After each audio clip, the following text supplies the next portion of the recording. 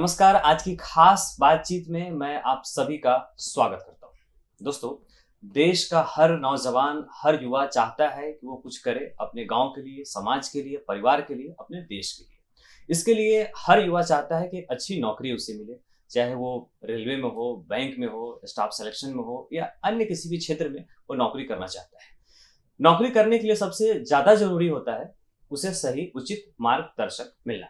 और एक मार्गदर्शक कैसे हो और उन्हें कैसे मिलेंगे, ये सवाल होता है जो हर युवा चाहता है कि उनके इन सवालों का उन्हें जवाब मिले, ताकि वो एक उचित जगह पे जा करके अपना उचित मार्गदर्शक लेकर के मार्गदर्शन के बीच में वो एक अच्छी नौकरी पा सके। आज हमारे बीच विनर्स इंस्टीट्यूट के डायरेक्टर अभय सत्याकी जी हमारे बीच उपस्थित हैं।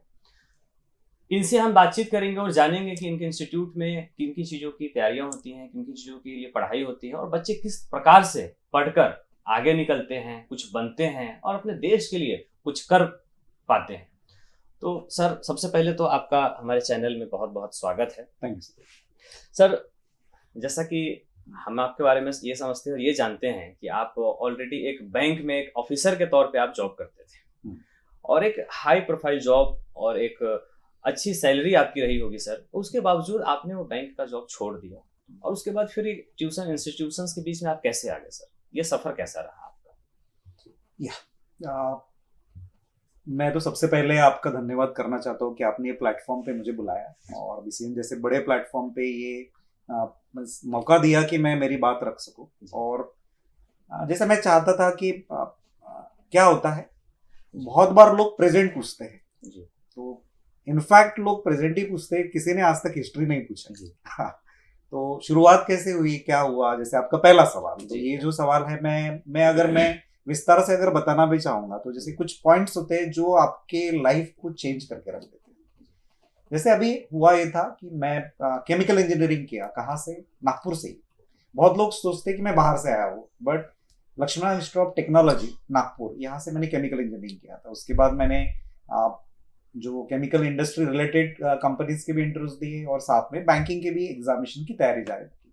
तब बैंकिंग क्षेत्र ऐसा क्षेत्र था कि जिसमें सैलरी बहुत अच्छा हुआ करती थी और बहुत अच्छा एक जॉब प्रोफाइल था। तो मैंने क्या किया कि तब सबसे पहला एग्जाम और अच्छी तैयारी थी, so that time I cracked some of examinations. और सबसे पहले जैसे फेडरल बैंक हो गया, देन आंध्रा बैंक हो गया, यूनियन बैंक ऑफ इंडिया हो गया, कैनरा बैंक हो गया, ऐसे बहुत सारे मैंने एग्जामिनेशंस क्रैक किए। साथ में इंटरव्यूज से मेरा आंध्रा बैंक में सिलेक्शन हो गया, so I joined that bank and then चला।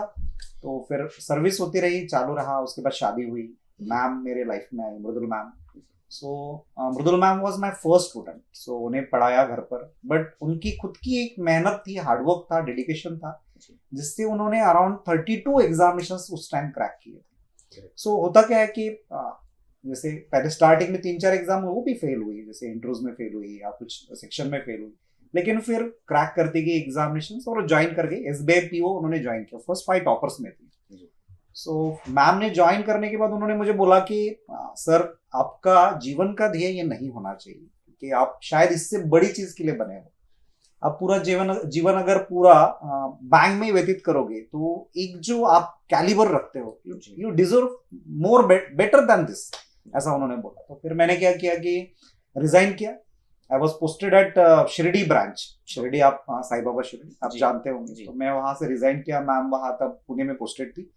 सो मैंने क्या किया कि कैट एग्जामिनेशन के लिए तैयारी करना चालू किया। तो ढेर सारे जो भी पुणे में क्लासेस थे उनका एक सर्वे किया। उसमें आईएमएस एकेडमी है, देन तकजीला एकेडमी है। सो मेरे गुरु है चंद्रा सर, तो उन्होंने मुझे पढ़ाया और चंद्रा सर ने बहुत अच्छा ट्रेनिंग करवाया।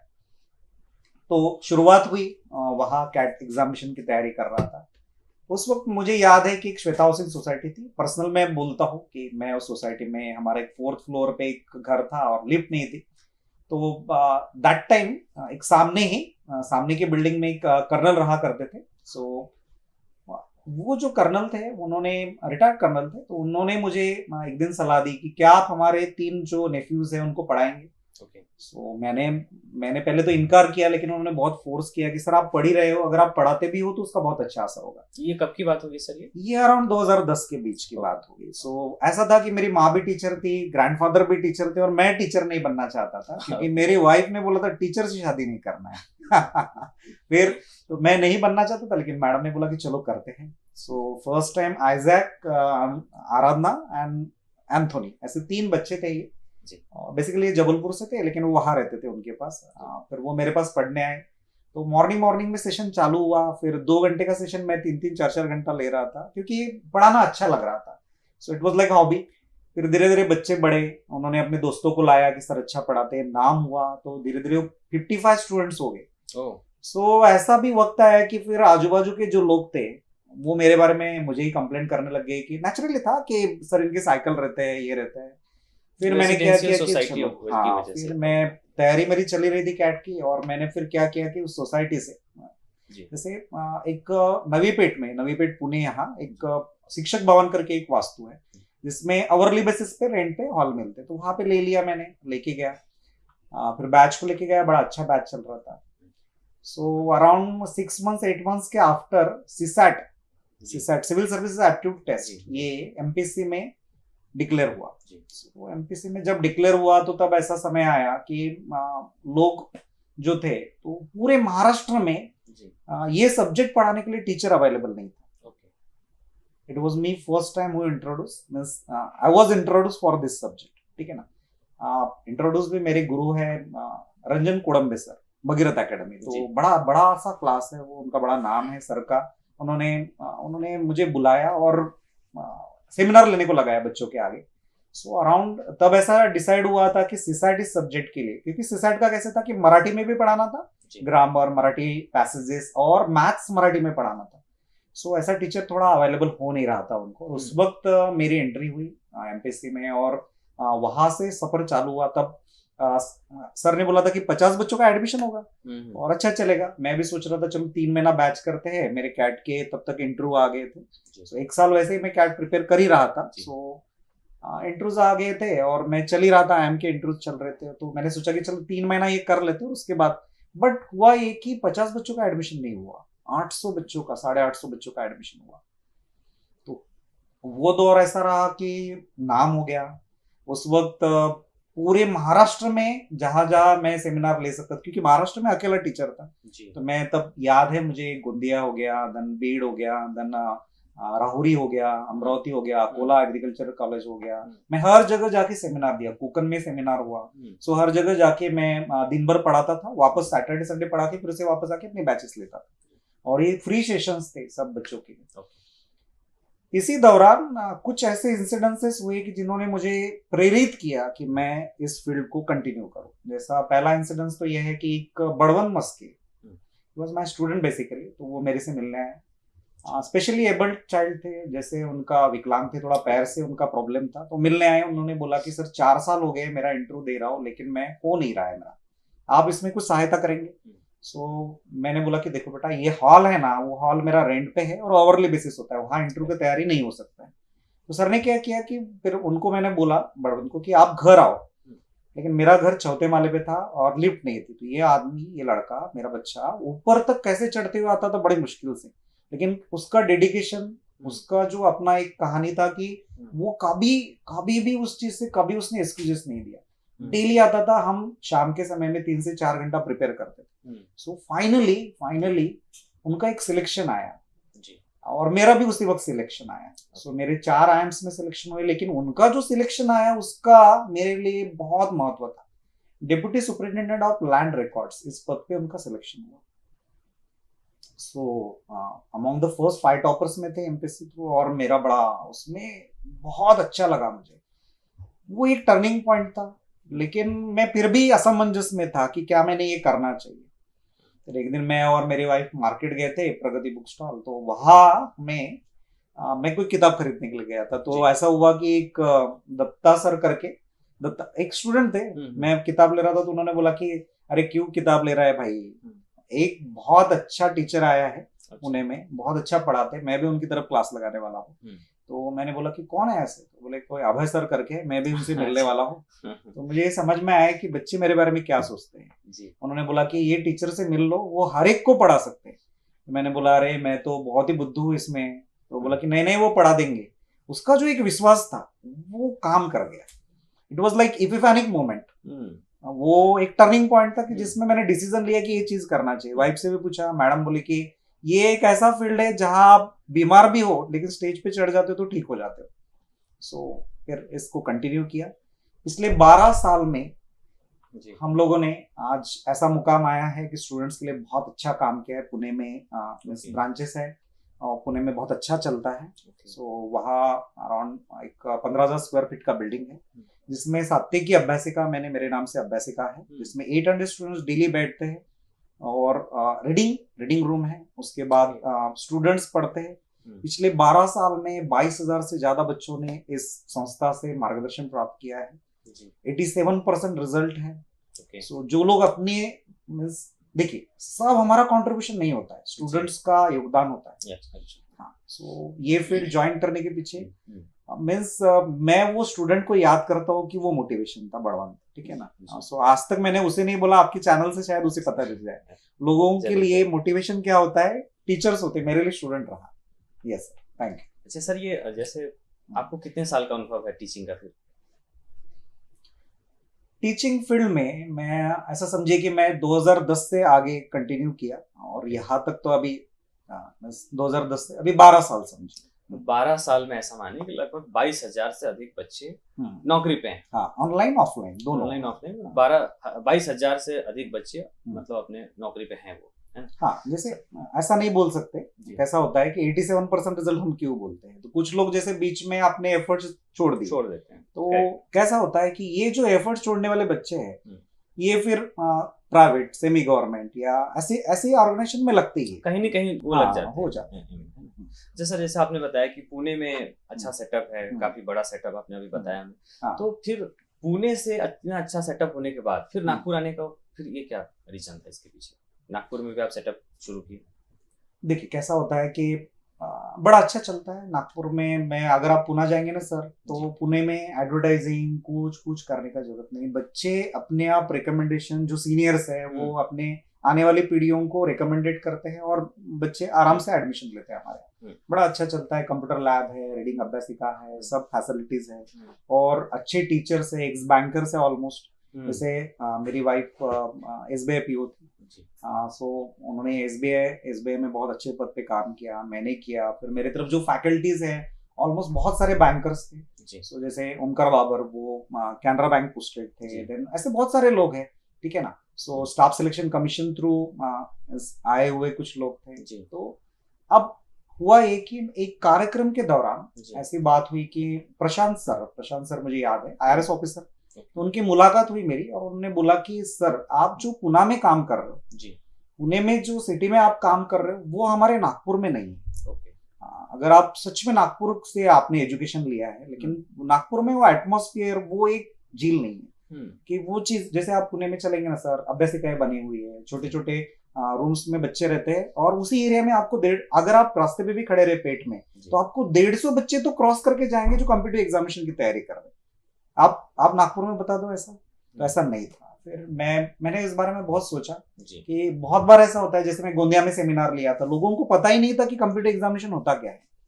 फिर जब मैं नागपुर आया, लॉकडाउन के बाद मैं नागपुर आया जी, नागपुर में घर था। तो फिर मैंने क्या किया कि यहाँ हम लोग सर्वे किए एक। उस सर्वे में मैंने बहुत सारे क्लासेस का सर्वे किया कि क्या पढ़ाया जाता है एक्चुअली। तो बहुत सारे फेमस क्लासेस भी मेंस का कुछ नहीं पढ़ा रहते। देखिए पढ़ा होता है prelims, mains, interview, personal interview, GDP है, ऐसा सब होता है। लेकिन यहाँ मैंने देखा कि इंग्लिश नहीं पढ़ाया जाता है। मेजर क्लासेस है, तो मैं उनको कम नहीं आंक रहा हूँ। लेकिन कैसा होता है कि सिटी लाइफ में, जैसे पुणे जैसे सिटी में जो कॉम्पिटिटिव एग्जामिनेशन की तैयारी होती है, वो यहाँ बैंकिंग, इंश्योरेंस, रेलवे, हम ये कोर्सेज चलाते हैं। देन बैंकिंग, इंश्योरेंस, रेलवे हो गया, देन आपका NTPC का तैयारी हो गया, फिर आपका स्टाफ सिलेक्शन कमीशन हो गया, देन मल्टीनेशनल कंपनीज की तैयारी होगी, ठीक है ना, GDPI की तैयारी हो गई। देन आपका प्राइवेट सेक्टर के, सेमी गवर्नमेंट के, जैसे IDBI बैंक हो गया, SDFC हो गया, देन आपका ऐसे ऐसे बैंक के रिक्रूटमेंट हो गए। सो आप समझिए सभी बैंक्स आरबीआई का सिलेक्शन हो गया।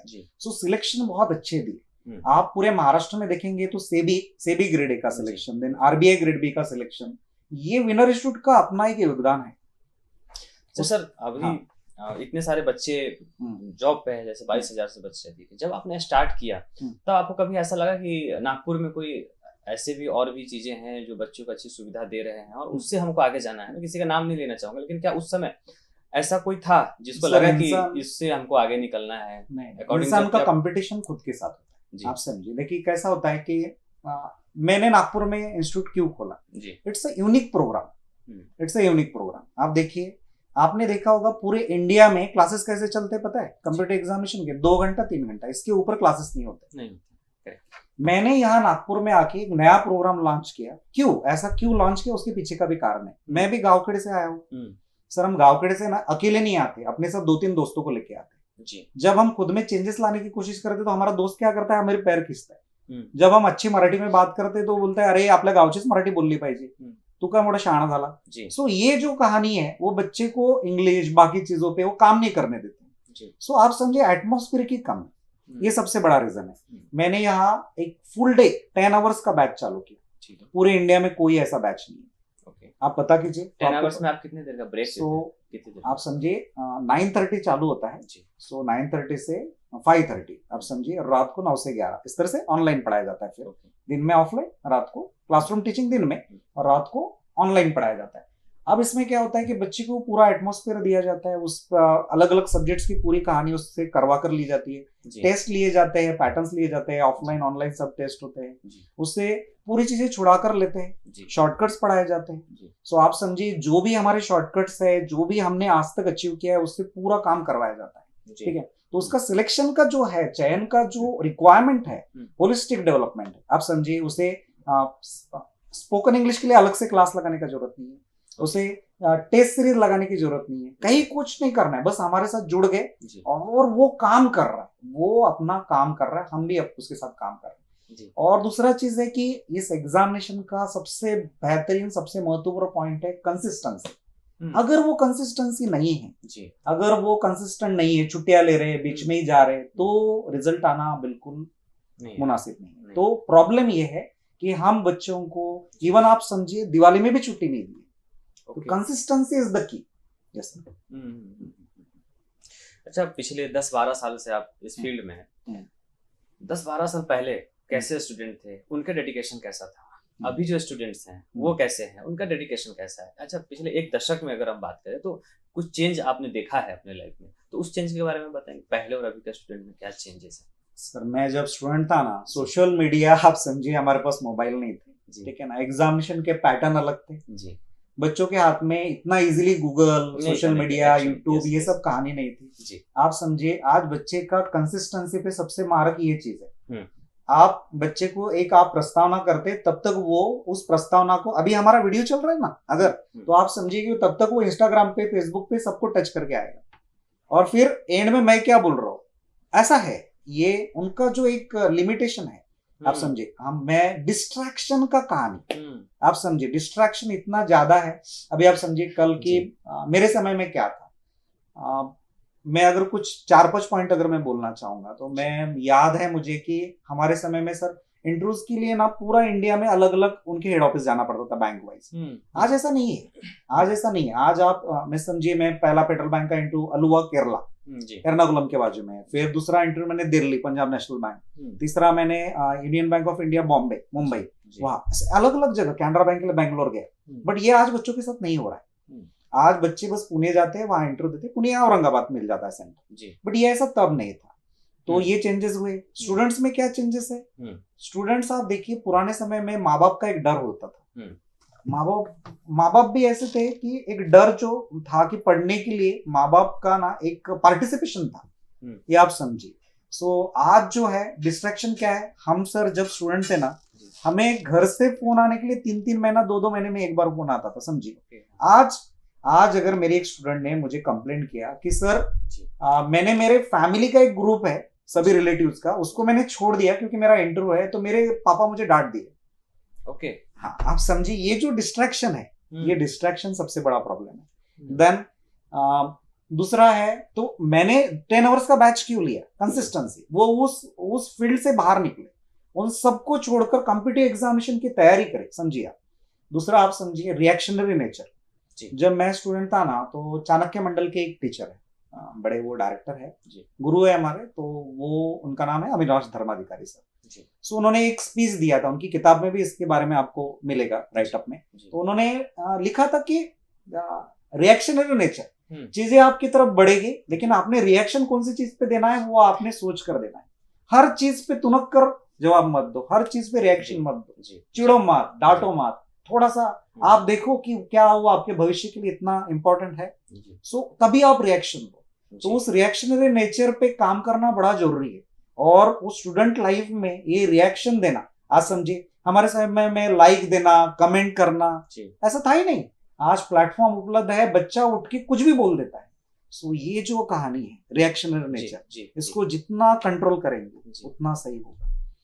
अभी आप समझिए सर, शायद मैं ज्यादा टाइम ले रहा हूँ सवाल पे। तो मैं मेरे गांव में था, तो एक पांठेला था जहाँ पे मेरे दोस्त ने मुझे बुलाया, मैं 12th स्टैंडर्ड में था।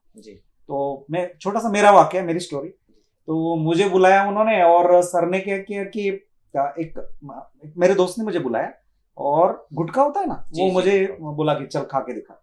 तो मैंने लिया, चलो उम्र भी होती है, मैं खा के देखा। तभी एक टीचर है, उनका नाम भी लेता हूँ, शिंगाड़े सर, वो मेरे केमिस्ट्री के टीचर थे। तो वो आए और उन्होंने बोला कि अभी वहां पे 8-10 उनके स्टूडेंट थे, लेकिन उन सब में मुझे ही बोला कि अबे इधर आ, और डांटा मुझे और बोला कि तू लाइफ में सब बड़ा बनना चाहता है ना, ये एक चीज मत कर, कभी नशा पानी मत कर, कभी ये चीज मत कर। तब मुझे गुस्सा है कि इतने 8 बच्चे हैं, बाकी लोग खा रहे हैं, उनको कुछ नहीं बोला, मुझे बोला, लेकिन मैंने रिएक्शन नहीं दिया, उनकी बात मान लिया, बड़ा होना है, ठीक है ना। सो आप समझिए कि वो टीचर ने मुझे तब डांटा, मैं उनके सब्जेक्ट में सदा टॉपर रहा, तब मुझे उनका गुस्सा भी था कि ये आदमी को तो मैं दिखा के दूंगा, तो मैं हर बार मुझे टोकते रहते हैं, ठीक है ना। आज इतने सालों बाद, मैं लास्ट ईयर की बात है कि लॉकडाउन में सब मास्क डाल के आते थे, और उन्होंने मेरा फोटो देखा इस पे बोर्ड पे, और अपनी बेटी को लेके आए, और अपनी बेटी को अलगुज उसको बोला कि हे पोरग माझं स्टूडेंट है, समझ में आया, यही आदमी तुझे पढ़ा सकता है, मैं इसको बचपन से जानता हूँ। वो जो विश्वास है ना, वो कमाया सर। उन्होंने अपने बेटी को ये बोला। मैं वो टीचर को देखते रह गया कि ये आदमी, मैं सोच रहा था कि मेरा गुस्सा करता है, लेकिन वो पर्सन कितना आपके पास भेजो, तो वो बड़ा जरूरी है। ये हमने कमाया, विश्वास कमाया, ये हमने उन टीचर्स ने जो दिया, वो रिस्पेक्ट जो कुछ भी है, वो आज जो आ रहा है, ये 12 साल की मेहनत है, इतने साल का जो दौर है, ठीक है ना, वो आना चाहिए। सर, पिछले एक एपिसोड में हमने आपके चैनल पे भी, पिछले एक एपिसोड में हमने आपके इंस्टीट्यूशन पे एक सवाल उठे थे, जिसको लेकर के एक एडवर्टाइजिंग की बात हुई थी, और बाद में उसको कुछ बदल दिया गया था। सफल होने की कुछ एडवर्टाइजमेंट थी, जिसको हमने उस बारे में चर्चा भी किए थे हमने, और उसके बाद उसको बदल दिया गया। सर, इस बारे में आपका क्या कहना चाहते हैं आप? जैसे कैसे होता है, देखिए विनर इंस्टीट्यूट में ना डिपार्टमेंट्स है। अब मैं आपके सवाल का आंसर देना चाहता हूँ कि जैसे देखिए, डिपार्टमेंट एडवर्टाइजिंग ये हमारा पूरा अपना निजी इशू है, ठीक है। एडवर्टाइजिंग डिपार्टमेंट होता है, सो एडवर्टाइजिंग डिपार्टमेंट चेंजेस करते रहेगा, सेम एडवर्टाइजमेंट नहीं रहेगा, लेकिन पॉलिसीज में चेंज नहीं होते हैं। आप समझिए कि ये जो 10 आवर्स का बैच है, इसे इंडिया में फर्स्ट टाइम इंट्रोड्यूस किया गया। मैं सभी आपके इस प्लेटफॉर्म से सभी स्टूडेंट्स को भी ये बताना चाहता हूँ कि वो जो एडवर्टाइजमेंट है, वो आपको क्या समझाता है। आप समझिए कि आप 18 मंथ्स हमारे साथ बरकरार रहिए। जब भी आप इस पे भी आते हैं, आपके पेरेंट्स को भी मैं ये समझाना चाहता हूँ, 18 मंथ्स का दौर है, क्योंकि आप समझिए आपने बचपन से जो एजुकेशन लिया है, वो एजुकेशन बहुत मायने रखता है, बहुत मायने रखता है कि क्या आपने पहले से ये तैयारी की है, आप आपके पढ़ाई में कैसे थे, क्या आपको मीन्स पहाड़े कितने आते हैं, बेसिक कितना अच्छा है, उसके ऊपर हम काम करते हैं। नहीं भी आता है, मैं आपका टेस्ट नहीं ले रहा हूँ, आपके देखिए किसी बच्चे का 3 महीने में भी सिलेक्शन होगा, किसी बच्चे का 18 महीने में भी होगा। तो ये डिपेंड किस पे करता है, आज की मेहनत और उसने बचपन से अब तक क्या क्या पढ़ा है, उसके ऊपर भी तो डिपेंड करता है। आप समझिए कि एक अगर इंजीनियर है, तो वो साइंस बैकग्राउंड का जो बच्चा है, उसके लिए मैथ्स शायद थोड़ा सा आसान हो, लेकिन आप समझिए उसको इकोनॉमिक्स पढ़ने की आदत भी नहीं होगी। लेकिन at the same time commerce background का बच्चा है, आर्ट्स बैकग्राउंड का बच्चा है, उसको इकोनॉमिक्स समझ में आ जाएगा, लेकिन उसके लिए मैथ्स थोड़ा सा अब, क्योंकि कॉमर्स वाले को कैलकुलेटर की आदत है, इतना आसान होगा क्या उसे एकदम मेंटल कैलकुलेशन करने के लिए? नहीं। बट ये सब हम इसीलिए टाइम लिमिट मान रहे हैं। अब आप समझिए गारंटी कैसा है। आप जिस दिन आपने हमारी तरफ एडमिशन कंफर्म हुआ, आपका बैच बैठा है, वहां से जिस दिन से आपका प्रेजेंटी चालू हुआ, डेमो बैच नहीं, डेमो बैच खत्म होने के बाद वहां से आपने चालू किया, शुरुआत की, 18 मंथ्स आप हमारे साथ पढ़े, ठीक है। इस दौरान वीकली एक छुट्टी दिया आपको मैंने, ठीक है ना। आपके टेस्ट पैटर्न्स आपने पूरे अटेंड किए, ऑफलाइन ऑनलाइन दोनों सेशन आपने बराबर अटेंड किए, आपका प्रेजेंटी पे आप पूरे रहे, ठीक है ना। और वीकली एक छुट्टी लिया आपने 18 मंथ्स में, और ये आपका 100% प्रेजेंटी रहा, और फिर भी आपका चयन नहीं हो पाया, तो उसकी जिम्मेदारी पूरी उठाते हैं और आपका पूरा जो कुछ भी आपने फीस भरा है उसको फीस आपका वापस करते हैं, ठीक है ना। ये उस चीज का गारंटी था। क्यों? अब आप बोलेंगे सर आप गारंटी कैसे ले सकते हैं? सर बदलाव एक आप समझिए, हमारे साथ रह के अगर हमारा बच्चा बदल नहीं पा रहा है ना, तो अगर उसमें बदलाव नहीं आ रहे, चेंजेस नहीं आ रहे, अच्छे चेंजेस नहीं आ रहे, अगर वो इस फील्ड में काम नहीं कर पा रहा है, तो गलत कौन हुआ? हम भी। टीचर का मतलब क्या होता है आप समझिए। सर मैं पुराने समय का टीचर हूँ, कपड़ों पे मत जाइए, हाडाचा शिक्षक आहे मी, माझं मराठीत, हमारे मराठी में क्या बोलते पता है क्या, कि हाडाचा शिक्षक आहे।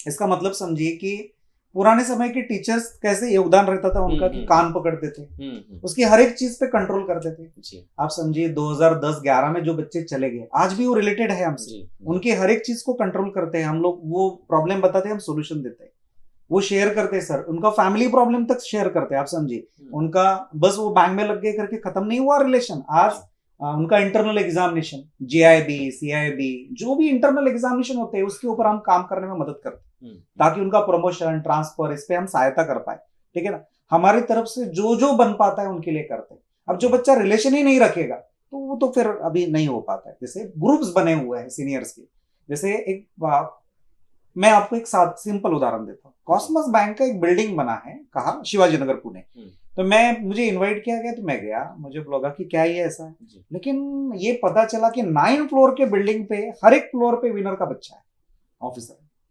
कैसा लगता होगा, कैसा लगता होगा, आप समझिए कैसा लगता होगा। जब मैं देखता हूँ पलट के, अगर आप कुछ बच्चे हैं ना बहुत कैलिबर स्टूडेंट जी, जैसे स्नेहल वानेरे, मैं इनका नाम लेता हूँ, ये बच्चे आई जस्ट बैठी हमारे साथ, और हार्डली 4-5 मंथ्स, हाँ, शी गॉट SBI PO, एक ही बैंक का एग्जाम दिया है, पहला एग्जाम मेरे साथ उसने जो मेहनत की है, मैंने उसे 180 टर्म्स लिख कर दिया है बैंकिंग रिलेटेड, वो सब हम लोगों ने इंटरव्यूज में कन्वर्ट किए, उसका GDPI हुआ और उसका फाइनल सिलेक्शन आया। आप समझिए, अब इसमें किसी बैंक का रिलेशन नहीं है कि कोई बैंकर से रिलेशन कर ले और ये जोड़ दे, ऐसा नहीं होता है, कभी नहीं होता है हमारे क्षेत्र में ना, ये सब कहानी नहीं है कि कोई बैंक के साथ गठबंधन है और जोड़ दिया, ऐसा कभी नहीं हो सकता है, क्योंकि इंटरव्यू लेने वाले लोग अलग है, परीक्षा लेने वाले लोग अलग है। आप समझिए अलग अलग संस्थान है, IBPS अलग ही संस्थान है, देन संस्था है, उसके बाद इंटरव्यू लेने वाले अलग लॉबी है, फाइनल रिजल्ट वाले अलग लॉबी है, तो इसमें आप जोड़ ही नहीं सकते उनको। मैं ऐसे जाने कितने बच्चे दिखा देता हूँ कि SBI में AGM GM है और उनके बच्चे पास नहीं हो रहे, हो सकता है, बिल्कुल हो सकता है, और होता है, बिल्कुल होता है। सो आप समझिए कि जो स्टूडेंट्स होके गए, अभी सिंपल उदाहरण है सुरेखा नलावड़े, ये एक ऐसी लड़की थी कि इनको ट्रक ने एक कुछ गलती से एक्सीडेंट हो गया, तो उनका पैर को हो गया तकलीफ, ठीक है, बट वो 40% से नीचे था, चल नहीं पाती थी, लेकिन 40% से नीचे, तो वो हैंडीकैप में भी नहीं आ सकती थी। सो वो जब लड़की मेरी तरफ एडमिशन लिया, तो उनके हस्बैंड ने उनको छोड़ दिया था और बच्चा था छोटा सा। इस लड़की ने मेरे पास अपना फीस पे किया और मुझे बोला कि सर आप भी संभालिए, अभी मैं ये आप जो बोलोगे ना वो करूंगी। सर 2.5 साल मेरे साथ रही है बच्ची, क्योंकि उसके पहले एजुकेशन बैकग्राउंड बहुत ही वीक था, लातूर से थी बच्ची। सर आज अगर आप यूट्यूब पे सर्च करेंगे ना, तो आपको दिखेगी लड़की, और वो क्या बोलती है उसको सुनिए, ठीक है ना। सो आज वो नाबार्ड असिस्टेंट है, क्वार्टर दिया है नाबार्ड ने उनको बॉम्बे में, और बच्चा CBSE स्कूल में जाता है। सो हम इन बच्चों से जब मिलते हैं ना, सो देखकर हमें खुशी होती है, जो भी चीज की है सही की है। आज जब हम लोग देखते हैं कि कैसा होता है, कुछ बच्चे होते हैं जैसे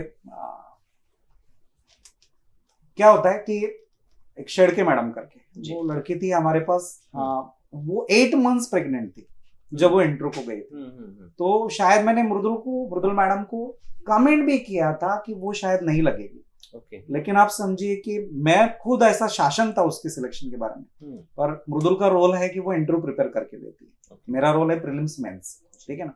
सो वो लड़की का सिलेक्शन हुआ, बैंक ऑफ महाराष्ट्र पीओ है, पोस्टेड इन पुणे ओनली, आप समझे, ठीक है। सो ये जो लोग हैं ना, मैं ढेर सारे ऐसे नाम ले सकता हूँ, उदाहरण दे सकता हूँ, लेकिन आपका भी समय जाएगा जी। हाँ, हमारा एक ही है कि हमें बस बच्चों को वो गाइडेंस देना है, वो सब कुछ समझाना है, सिखाना है कि वो उस जॉब के लिए प्रेरित हो जाए। आप समझिए सबसे ज्यादा सिलेक्शन कौन से स्टेट से होते हैं? बिहार।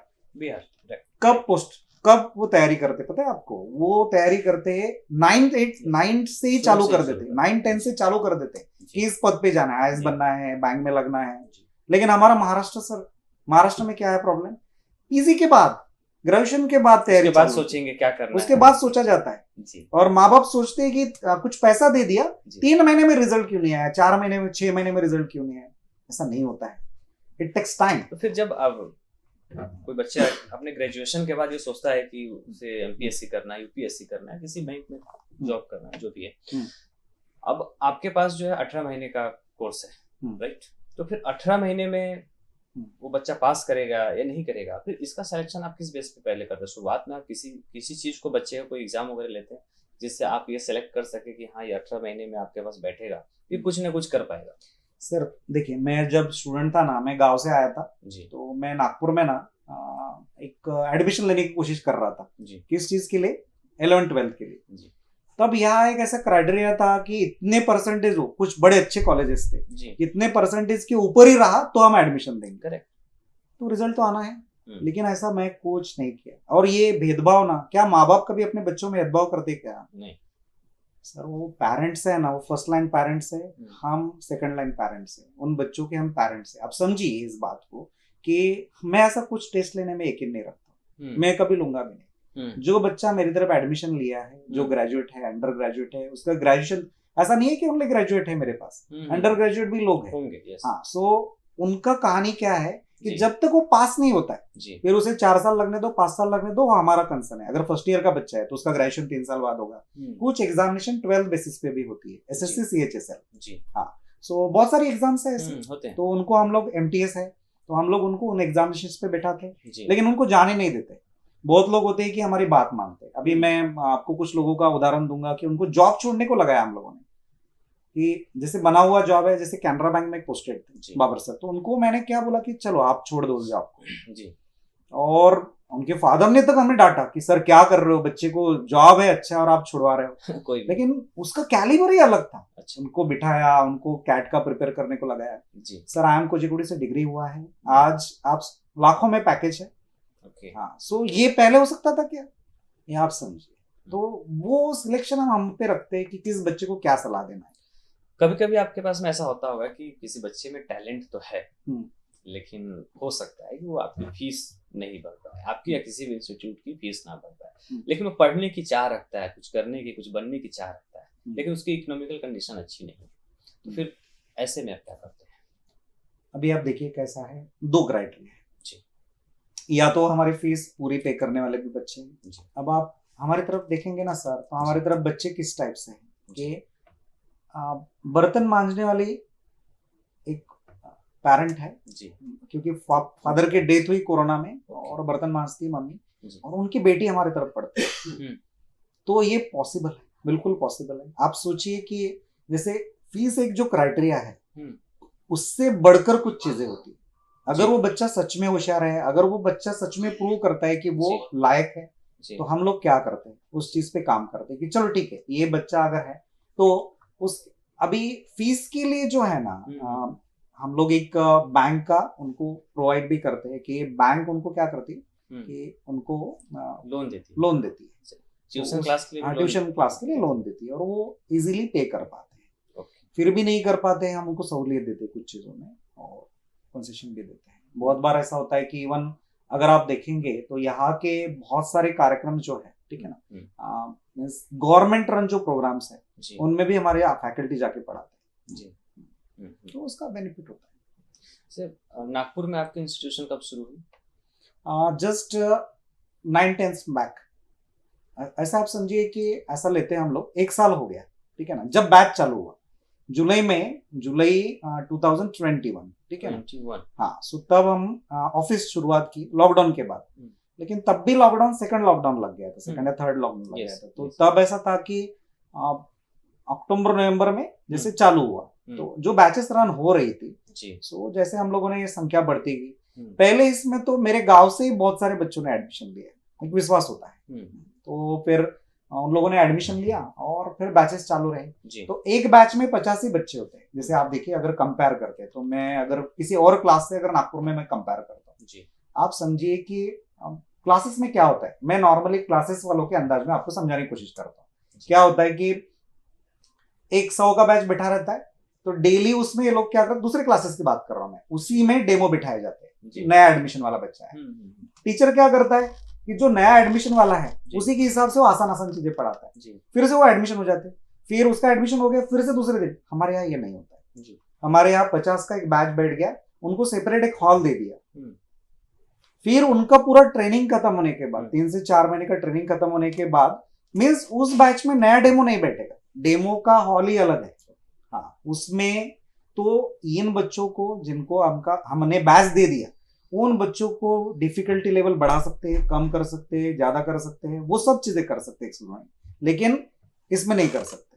तो बाकी क्लासेस में और हमारे साथ ये एक बड़ा अंतराल है। Sir winner institute social activity के लिए कोई कार्य करती है? सर कैसा है, अपने मुंह से वो ढोल पीटना, अभी कैसे पॉलिटिक्स में तो जाना नहीं है ना, सो वो चीज नहीं करेंगे। तो ऐसा बहुत कुछ करते हैं जो मीन्स सिंपल चीजें, पर्सनल लेवल पे भी अगर चीजें देखते हैं ना, तो आप समझिए कि जब कोरोना हुआ था तो मैं कोरोना से ठीक हुआ, तो आप समझिए कि मैंने ब्लड प्लाज्मा तब यहाँ था, तो मैं ब्लड प्लाज्मा खुद भी दिया और बच्चों को भी सलाह दिया। उस वक्त अराउंड 42 स्टूडेंट्स हम लोग मिलकर ब्लड प्लाज्मा दिए। उसके बाद मेरी वाइफ मृदुल मैम, उन्होंने एक स्टूडेंट के पेरेंट को कैंसर हुआ था, तो बाल हो गई थी वो, तो मैम ने खुद बाल बढ़ा के वो बाल डोनेट किए एक ऐसी संस्था को जो फ्री में वीक बना के देती है। इस वजह से हमारे बहुत सारी लड़कियों ने क्लास की, उन्होंने भी ऐसे बाल डोनेट किए। ऐसे छोटे छोटे ही बता रहा हूँ मैं, इकोनॉमिकल कुछ नहीं बता रहा हूँ कि किसी को पैसा दिया किसी को, क्योंकि वो बताना सही नहीं है, आप समझिए, क्योंकि उसका नाम उछलना हो जाता है।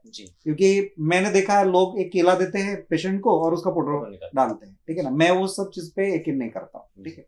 सो जो मैं करता हूँ उसमें से मैंने ऐसी चीजें बताई जो आपको मीन्स मेडिकल रिलेटेड बताई मैंने, बाकी अगर मैं 100 चीजें कर रहा हूँ तो 2 ही चीजें बताई, ऐसे समझिए। सर आगे चल करके आपके यानी कि विनर्स के क्या एम्बिशंस हैं, क्या कुछ नई सोच है, क्या करना चाहते हैं?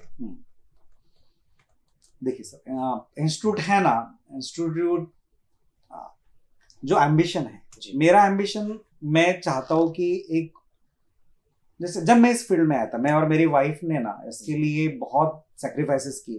वो सेक्रीफाइस गिनाना शायद गलत होगा, लेकिन हम लोग ये चाहते हैं कि जो आज ये काउंट है स्टूडेंट्स का, ये मेरे रिटायरमेंट तक, आज मैं 42 ईयर्स ओल्ड हूँ, 42-43 ईयर्स ओल्ड हूँ, यहाँ से मैं हार्डली 10-12 साल काम करूंगा, 15 साल काम करूंगा। तो आप समझिए कि मैं इस दौरान 1 लाख लोगों को जॉब पे लगते हुए देखना चाहता हूँ विनर इंस्टीट्यूट की बदौलत, ठीक है ना। और एक आदमी के पीछे 5 लोगों का जीवन यापन होता है, परिवार चलता है। सो अराउंड ऐसा समझिए कि 5 लाख लोग जीवन यापन कर पाएंगे। सो ऐसा एक हमारा एम्बिशन है, और उसके बाद भी संस्था चलेगी। आप समझिए कि संस्था ना, उसका कोई मालिक नहीं है, आप ये मत समझिए कि मैं मालिक हूँ। मेरे यहाँ अगर आप आएंगे तो आपको दिखेगा कि वो हम सब लोग मिलके हैं। जैसे नागपुर ब्रांच में अराउंड 43 पर्सन है, पुणे ब्रांच में अराउंड 55 लोग हैं काम के लिए। तो ये जो लोग हैं, पूरा स्टाफ मेंबर्स, फैकल्टी मेंबर्स, हर जगह वो अपना ऑर्गेनाइजेशन करके काम करते हैं। सो उसमें हम लोग ऐसा कभी नहीं करते कि ये मालिक है, ये इसके एब्सेंस में काम नहीं करेंगे, ऐसा होगा तो मैं नहीं भी रहूंगा तब भी ऑर्गेनाइजेशन चलेगी और सालों साल चलेगी।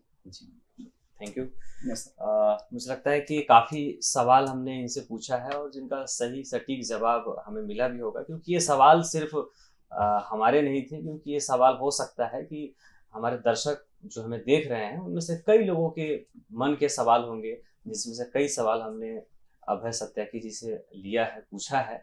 और इसके बाद भी अगर किसी के कोई सवाल होते हैं जो छूट गए होंगे, तो मैं आशा करता हूं कि सर आगे भी अगर कुछ ऐसे सवाल होंगे तो आप जरूर हमें आएंगे और हमारे सवालों के जवाब देंगे, ताकि हम अपने दर्शकों को आगे भी आपके उस सवालों के जवाब हम दे पाएंगे सर। बिल्कुल सर, मैं सच में आपका धन्यवाद करना चाहता हूँ। इवन मैं पेरेंट्स को एक मैसेज देना चाहता हूँ, अगर आप अलाउ करें। जरूर जरूर, ठीक है ना? चलिए। जैसे देखिए, पेरेंट्स लोगों को मुझे ये बताना है कि आपके जो बच्चे हैं जी, उनको आप समझ कर चलिए जी, आपने फीस भरा करके पूरा रिस्पॉन्सिबिलिटी हमारा नहीं होता है, आपका भी एक दायित्व है।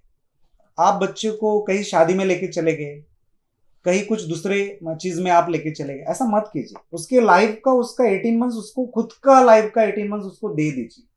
मत करिए ऐसा, आप नुकसान कर रहे हो उसका। समझ में आ रहा है? प्लीज। क्यों? क्योंकि क्या होता है, मैंने पेरेंट्स को देखा है। देखिए, पेरेंट्स भी है, कंप्लेंट करने वाले भी पेरेंट्स है, कुछ पेरेंट्स ऐसे भी है, जैसे मैं अगर मैं नाम लेता हूँ, ठीक है ना, एक अधिकारी है, रेलवे ऑफिसर है, सुधाकर बालपांडे सर। मैं इनका एग्जाम्पल बहुत अच्छी तरह से देना चाहता हूँ। ये हर बार आते हैं, बात करते हैं। उनके बच्चे ने आज 4 एग्जाम्स निकाले हैं, प्रीलिम्स दिया है, मेंस दिया है, चल रहा है, वो इन प्रोसेस है, ठीक है ना। बट जब फर्स्ट टाइम हम मिले थे तो सर बिल्कुल उसकी प्रोग्रेस से खुश नहीं थे। लेकिन जैसे वो पढ़ाई तो कर रहा था, लेकिन उसका रात में पढ़ने का था। सर ने भी कॉम्पिटिटिव एग्जामिनेशन देके ही इस पद को प्राप्त किया है। तो उन्होंने मेरे साथ बहुत डिस्कस किया। जागरूक पालक काय असतो ते त्या व्यक्तीला पाहिल्यावर मला समजलं। इसका मतलब समझिए कि ये पेरेंट है ना, हर बार आते हैं, हम दोनों मिलके, हम एक टीम है। पेरेंट और एक टीचर एक टीम है और बच्चा एक टीम है, आप समझिए। तो हम उनको जो एक गाइड करते हैं, तो हर दिन सुधाकर सर हर दिन बच्चे को पूछते हैं, आज क्या हुआ, क्लास में क्या पढ़ा है, बता मुझे। खाना खाते हुए डिस्कशन होता है। अगर आप सहायता करने चाहते हैं अपने बच्चे की, तो हर दिन उसको पूछिए क्या हो रहा है। देखिए, मैं आप इसको अलग अंदाज में मत लीजिए कि आपको पैसा दिया तो आपने क्या किया, ऐसा मत बोलिए। आप समझिए, हम अपना रोल कर ही रहे हैं, लेकिन वो हमारे साथ शायद 10 आवर्स ही है, आपके साथ वो ज्यादा समय व्यतीत करता है। छुट्टी का समय भी आपके साथ ही रहता है। आप समझे इस बात को। उस दौरान उसको क्वेश्चनिंग पूछिए। असली पेरेंट्स जो, देखिए पेरेंट्स क्या होता है, पेरेंट्स का रोल बहुत महत्वपूर्ण है।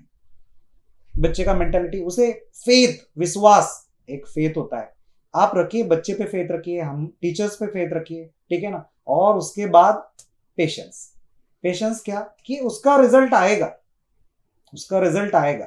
उसे छेड़ो मत, किसी रिश्तेदार को अलाउ मत करो उसको छेड़ने का कि मेरा बच्चा तो लग गया, तेरा क्या हुआ, ऐसा करो मत। उसका कॉन्फिडेंस लूज मत करिए प्लीज। नहीं तो आज वो, आप देखिए, वो ग्रेजुएट बच्चा आज नागपुर में निकलता है तो 10-12 हजार के ऊपर की नौकरी नहीं लगेगा। शायद हमारे साथ जुड़ा रहे कंटिन्यूसली तो 85,000 का सैलरी आएगा। गवर्नमेंट जॉब पे ये होता है सैलरी, प्लीज आप जानते हैं, ठीक है। अगर आप देखिए, ज्ञानेश्वर फड़ नाम का हमारा पास स्टूडेंट था, बहुत होशियार था, लेकिन नहीं लग रहा था। आखिर ऐसे ज्वाइन किया, ऐसे बैंक ज्वाइन किया, ऐसे बैंक में 3 साल निकालने के बाद IIFCL का अकेला सिलेक्शन है, विनर इंस्टीट्यूट का। IIFCL बड़ी ऑर्गेनाइजेशन है, 1-1.5 लाख का पगार देती है, आप समझिए। वहां का सिलेक्शन आया उनका इंटरव्यू हमने कंडक्ट किया। सो ये जो चीजें हैं ना, आज जो आप छोटा मोटा समझ रहे हो जॉब को, शायद वो बड़ा हो जाए, बट उसके लिए कंसिस्टेंसी, डिवोशन, डेडिकेशन और आपका विश्वास, ये बड़ा मायने रखता है।